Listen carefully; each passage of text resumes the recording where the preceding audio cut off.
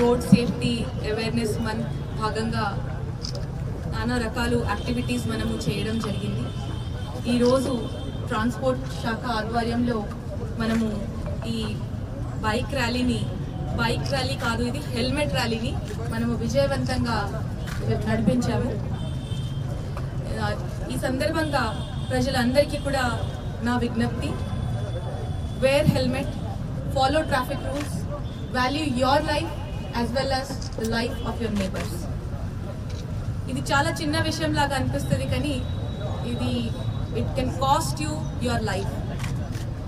ఆ క్షణంలో మనము పాటించాల జాగ్రత్తలు, కానీ పాటించాల రూల్స్ చేస్తే ఖచ్చితంగా మన ప్రాణంతో పాటు పక్క ఉన్న ప్రాణాన్ని కూడా కాపాడగలుగుతాము.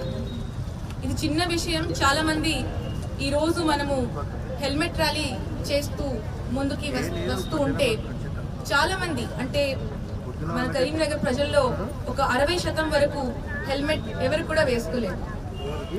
వారు మనం అందరినీ చూసి ఒక పరంగా క్వశ్చన్ మార్క్ ఉంది వాళ్ళ ఫేస్లో, హెల్మెట్ ఎందుకు వేశారు అనేది. ఎందుకంటే హెల్మెట్ వేసుకోకపోవడం ఈరోజు ఒక నార్మల్ అయిపోయింది. ప్రత్యేకంగా యూత్ని మనము అడిగితే ఎందుకు వేసుకోవట్లేదు అంటే వేడిగా అనిపిస్తుంది, భారంగా అనిపిస్తుంది. తర్వాత ముఖ్యంగా వాళ్ళు ఏం చెప్తారంటే మా హెయిర్ స్టైల్ ఖరాబ్ అయిపోతుంది.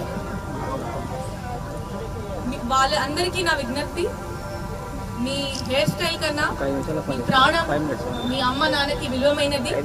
తప్పకుండా మీ అమ్మ నాన్న కోసం, మీ కుటుంబం కోసం మీరు హెల్మెట్ ఖచ్చితంగా వేసుకోవాలి, సేఫ్గా ఉండాలి. ఈరోజు ఇక్కడ మనకి గ్రౌండ్లో పలు రకాలు ట్రాఫిక్ సైనేజెస్ కూడా పెట్టుకోవడం జరిగింది. వాస్తవం చెప్పాలంటే మాకు కూడా కొన్ని వాటికి దానికి అర్థం ఏంటి అనేది తెలియదు. That shows that traffic rules కానీ ఆ అవేర్నెస్ కానీ ప్రజలందరికీ కూడా ఇంకా చైతన్యం కల్పించాలి.